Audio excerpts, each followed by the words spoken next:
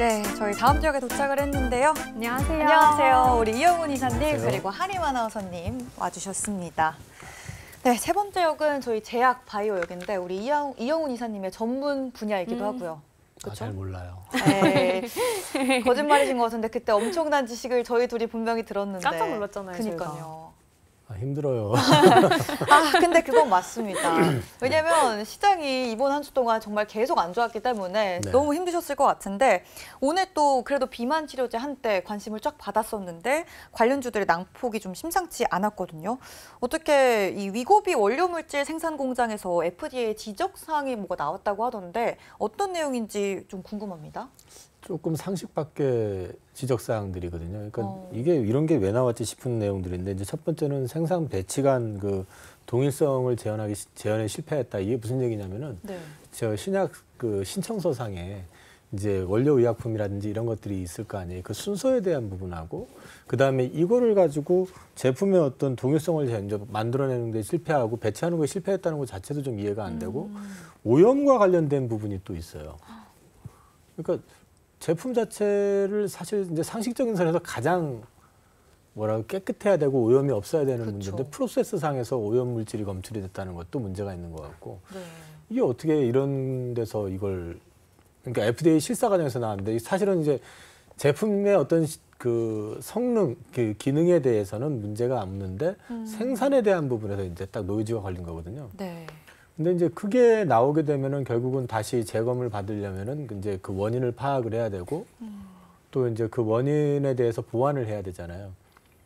근데 그 원인 파악을 거기서 직접 그 왜 그랬는지에 대해서 자기네들이 파악을 못했다는 것 자체가 좀 이해가 좀 되질 않는 구조인데 근데 이제 근본적으로 다시 신약에 대한 다시 돌아가게 되면 신약에 대한 문제가 아니라 생산에 대한 문제이기 때문에 이거는 뭐 생각보다 그렇게 오래 걸리지는 않을 거다. 그렇지만 당장에는 이제 나오긴 좀 쉽지 않죠. 그래서 다시 한번 확인이 돼야 되는 거니까. 그리고 이제 국내 업체들은 제가 여기서 말씀을 드렸나 모르겠는데 그 우리나라는 이제 시작 개발 특히 그 비만, 당뇨 관련해 가지고 개발을 하는 회사 뭐 한미약품이라는 회사가 있긴 하지만 지금 증시에서 좀 핫하게 움직였던 애들은 신약을 개발하는 회사가 아니라 바이오 베타 회사, 그러니까 좀 업그레이드하는 롱 액팅이라고 해서 기간을 매일 맞는 걸 예를 들어서 1주, 2주 이렇게 이제 한 번씩 맞게 하는 걸로 그 기술을 갖고 있는 회사거든요.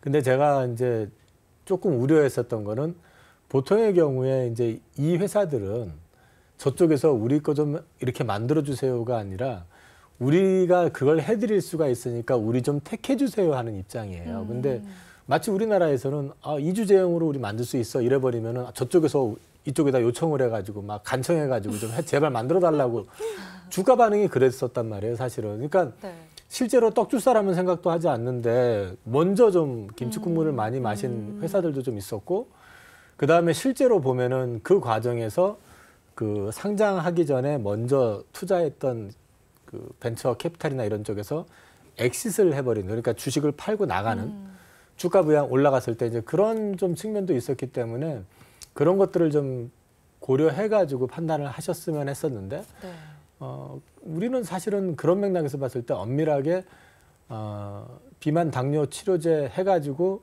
주가가 핫했던 기업 중에서는 그 기술을 갖고 있는 회사들은 없는 거고 그냥 그 투여 기간을 늘려주는 그 기술을 갖고 있는 회사들을 중심으로 좀 움직였었던 거기 때문에 물론 그중에 어떤 게 됐든 간에 정말 그쪽이랑 정식 계약을 맺으면 회사의 펀더멘탈이 완전히 바뀝니다.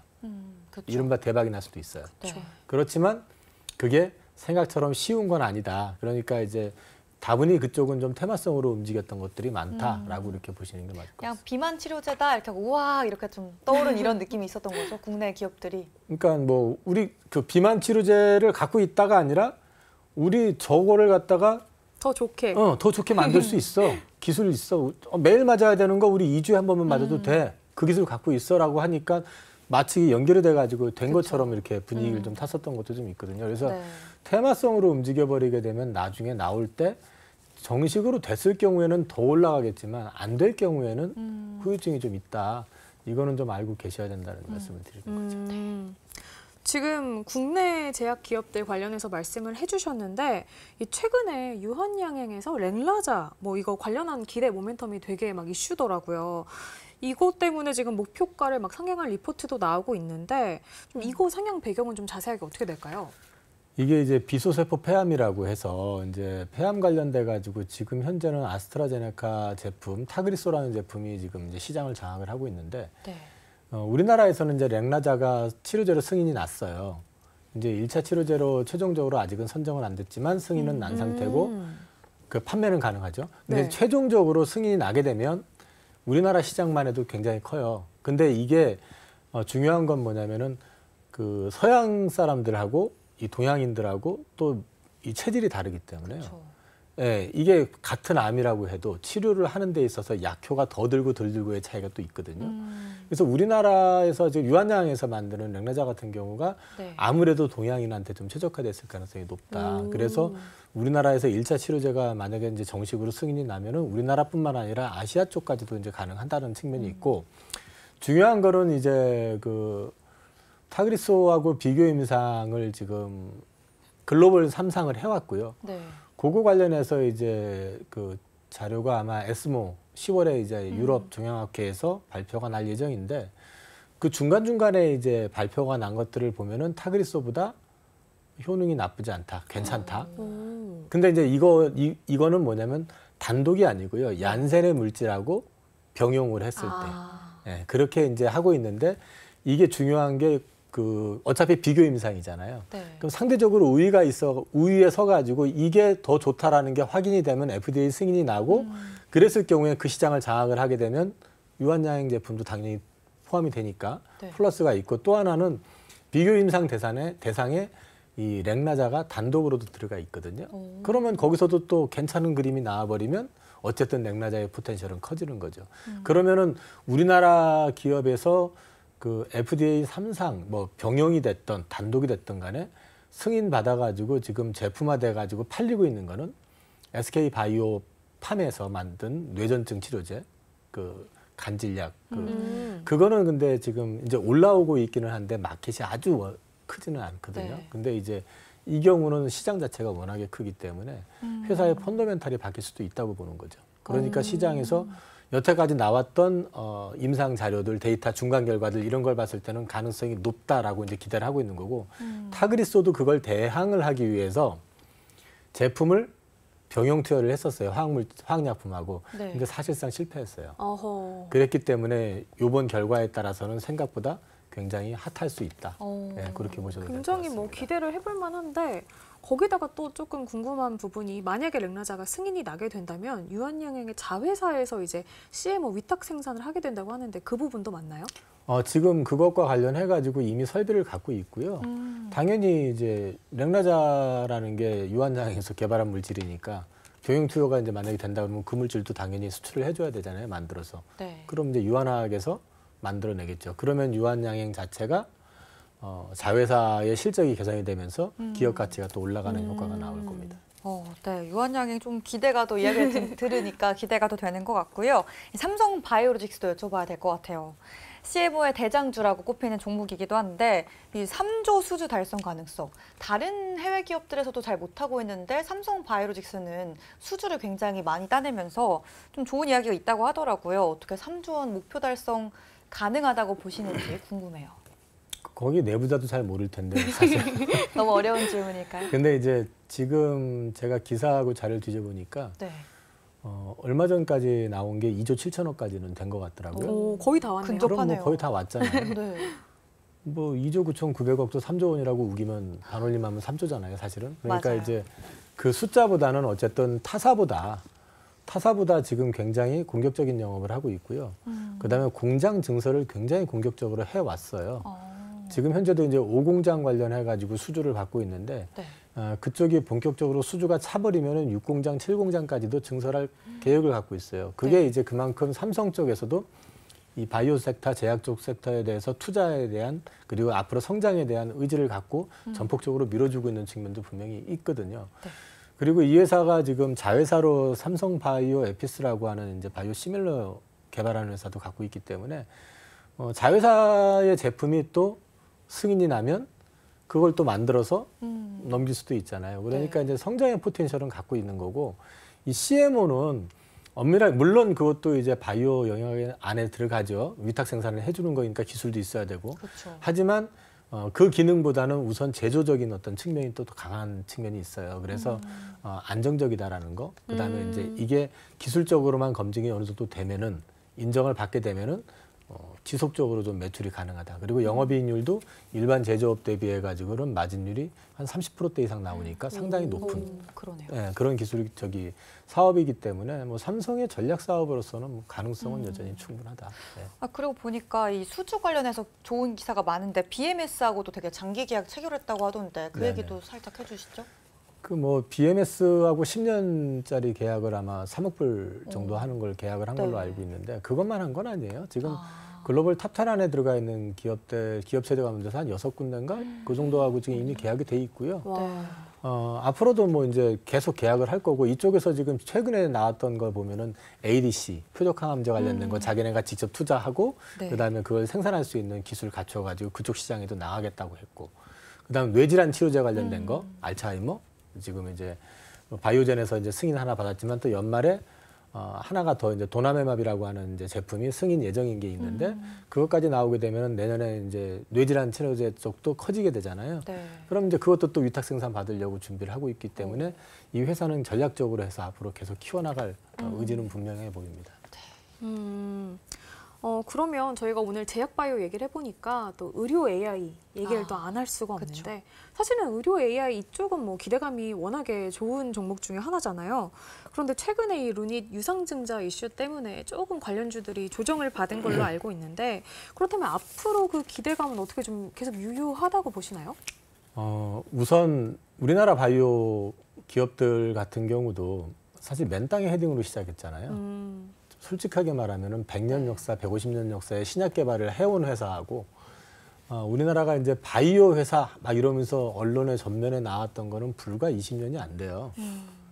그러니까 정말 짧은 시간 동안에 굉장히 크게 성장을 한 거거든요, 그러네요. 회사가. 네. 그래서 실제로 라이센스 아웃을 크게 한 회사들도 있고 하잖아요. 근데 그런 맥락에서 봤을 때 이 의료 AI 같은 경우는 출발 선상이 비슷한 상황에서 출발한 거죠. 다른 나라들과 대비해서 봤을 때 말씀이신 거죠? 또 AI라는 게 우리들 주변에 다가온 지 얼마 안 됐잖아요. 그렇죠, 맞아요. 또 AI 하게 되면 IT 기술을 기반으로 하는 거잖아요. 네. 그럼 IT 하면 또 어디입니까? 대한민국이잖아요. 대한민국이죠. 그러니까 다른 나라에 꿀리지 않고 출발 선상이 왜 이렇게 말이 꼬이지? 선상이 같은 상황에서 출발을 한 거잖아요. 동일 선상에서 최소한. 그러네요. 그다음에 이제 두 번째는 이쪽에 대해서 하다 보니까 IT 기술이 발전돼 있는 것도 있고 그다음에 우리나라 사람들이 눈썰미하고 이 기술이 좀 뛰어나잖아요. 그래서 만들어내다 보니까 아까 말씀하셨던 뭐 루닛 같은 회사, 그다음에 뭐 뷰노 같은 회사 매출이 일어나기 시작한 회사들이 생겼다는 거고 네. 이게 또 글로벌하게 이제 인지도를 높여가기 시작을 하니까 미국과의 협업도 좀 있고 그다음 또 FDA에서도 관심을 갖는 것도 생기고 이렇게 되면은 어떤 게 중요한 부분이 뭐가 있냐면은 이 모든 바이오 섹터에서 가장 큰 거는 레퍼런스예요. 어디에 어느 병원에 제일 먼저 어느 제품이 들어가느냐. 이게 되게 중요하거든요. 네. 그러니까 신약도 마찬가지예요. 먼저 개발된 신약이 한 병원에 딱 여러 이제 들어가기 시작해가지고 시중에 깔리면 두 번째 약이 나와가지고 우리 것도 괜찮은데 해봤자 치고 들어가기가 쉽지가 않잖아요. 그러네요. 선점하는 게 그렇죠. 중요하거든요. 선점 효과가 되게 크거든요. 네. 근데 지금 우리 의료 AI 쪽에 관련돼 있는 회사들이 그런 입지를 좀 구축하고 있는 측면이 분명히 있습니다. 그래서 FDA에서도 임상 데이터가 부족하고 자기네들도 이런 선례 경험이 없으니까 임상 데이터를 더 싸갖고 다시 갖고 와달라고 요청이 들어온 회사도 있고요. 그다음에 루닛 같은 경우는 뭐 캔서도 문의였나요? 저기 바이든 대통령 네. 관련해가지고 그쪽 프로젝트에 좀 또 참여도 하는 것도 당연히 있고 그것만 있는 게 아니라 이제 진단 쪽 말고도 그 AI를 통해 가지고 그 컴퓨터를 통해 가지고 그 치료 물질을 찾아내는 거, 그죠? 코로나 때 코비드-19에서 그거를 치료해 줄 수 있는 치료제를 찾기 위해 가지고 제일 처음에 이제 사용을 했었는데 네. 효과를 봤단 말이에요. 그래서 그 AI 쪽에서 이제 그런 역할을 해주는 회사들도 있는데 이거는 또 뭐가 중요하냐면 이 임상 물질, 치료 물질을 찾는데 보통 걸리는 시간이 2년, 3년, 4년 상당히 오래 걸리거든요. 네. 근데 그걸로 돌리면은 뭐 빠르면 한 달 내에 그렇게 할 수도 있기 때문에 시간 절약, 비용 절약. 그러니까 앞으로 이쪽 시장은 커질 수밖에 없는 거죠. 네, 뭐 의료 AI 그럼 전망 기대해봐도 괜찮을 것 같은데 그러니까요. 최근에 좀 이 FOMC에서 그 연준이 매파적 기조를 좀 보이면서 좀 제약바이오 투심도 좀 같이 안 좋아지지 않을까 이런 맞아요. 우려도 좀 있는 상황이거든요. 이 네. 부분은 좀 어떻게 보시나요? 일단 FOMC가 좀 매파적으로 나왔다고 해석이 되는 바람에 금리와 네. 관련돼 가지고 그쵸. 하이어퍼 온 거, 그러니까 고금리 오래 갈 거다. 음. 그러니까 이제 바이오 섹터는 대번에 얻어맞았죠. 네. 얻어맞았는데 뒤집어 놓고 보면은 이번 FOMC 내용을 뒤집어 보면은 특별히 달라진 건 사실 없어요. 중립금리를 올릴 수도 있어. 올린다도 아니고 그쵸. 그다음에 점도표를 상향한 사람도 사실상 그 매파들이 자기네들이 찍었던 점을 더 높였을 뿐이지 사람 수는 7명으로 똑같았어요. 네. 시장이 좀 오버한 측면도 분명히 있습니다. 그리고 그것도 있지만은 또 하나 미국의 미 정부의 셧다운 리스크도 좀 있었기 때문에 이게 복합적으로 좀 작용했다고 보시면 될 것 같고 저는 이게 추석이 지나면서 특별히 문제만 없다면 미국이 사고만 안 치면 네. 이거는 다시 한번 또 제자리를 찾아가면서 제약바이오 섹터는 뭐 올해 내년 가면서 다시 한번 그림을 좀 그려줄 수 있지 않을까 저는 그렇게 보고 있습니다. 그럼 너무 좀 과하게 FOMC에 타격을 받았다 이렇게 보시는 거죠? 좀 오버했다. 네. 너무 좀 네네. 오버했다. 알겠습니다. 이제 4분기 이제 제약바이오에 대한 이야기 정말 다양한 이야기 들어봤는데 이제 4분기가 다음 달이면 시작이 되잖아요. 어떤 투자 전략을 가지고 가는 게 좋을까요? 아무래도 제약바이오는 좀 투자가 까다롭다 이런 생각이 많이 들어서 더더욱 이사님의 전략이 좀 궁금해지거든요.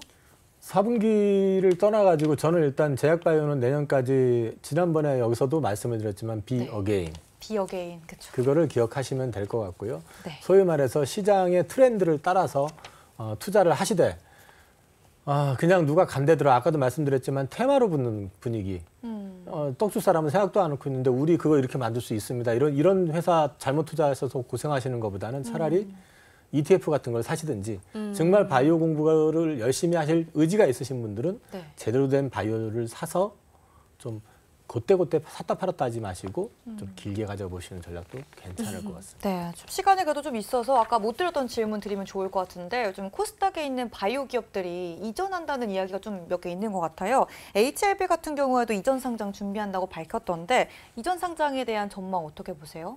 아직 뭐 확정된 건 아니고요. 네. 이전 상장을 하고 싶겠죠. 왜냐하면 HLB의 공매도만 9,500억이 넘습니다. 근데 HLB가 항상 보면은 이제 네. 바이오 회사로 변신을 하는 회사인데 좀 노이즈가 많았었어요 그 동안에 무슨 뭐 펀드 연루되기도 하고 그 다음에 또 항상 뭐 주가가 좀 이렇게 급등락도 좀 심했었고 그래서 시장에서 약간 좀 그런 부분에 대해서 부정적으로 보는 시각도 있었고 그래서 네. 공매도가 항상 나왔는데 네. 이 회사가 사실 이제 제품을 개발을 한 게 있어요. 리보세라임이라고 리보세라임. 해가지고요. 네. 이게 이제 항서제약의 제품하고 병용으로 이제 투여를 해서 글로벌 3상 1차 치료제로서 유용성까지는 확인이 됐는데 문제는 이제 FDA에서 이 두 개 약을 하나로 승인을 해줘야 되는 문제. 그다음에 중국 약을 그래서 미중 간에 그런 이슈가 있잖아요. 그래서 미중 중국 이슈, 네. 제품은 또 미국 애들이 좀 약간 그렇죠. 승인해서 그런 문제가 있기는 해요. 근데 어쨌든 이게 넘어가게 되면 좋아지는 건 첫 번째 공매도 리스크가 줄고요. 네. 두 번째는 거래소로 넘어가게 되면 좋아지는 게 금융적인 측면에서 좋아지는 게 분명히 있고 상장을 유지하는 조건이 훨씬 유리합니다. 네, 그래서 달게달 코스닥에서 좀 크면 거래소로 가고 싶어 하죠. 거군요. 네, 네. 알겠습니다. 센트리온이 그렇게 갔었어요. 맞아요. 네. 그럼 HLB에 좀 이전을 하고 싶은 이유까지도 들어봤던 것 같습니다. 오늘 제약바이오에 대해서 이영호 이사님과 정말 완벽하게 정리해봤는데 저희는 일단 먼저 퇴근해보고 마지막 역은 하림 아나운서에게 맡기겠습니다. 네, 수고하셨습니다. 다음 주에 뵙겠습니다. 이로운 경제 채널 EBC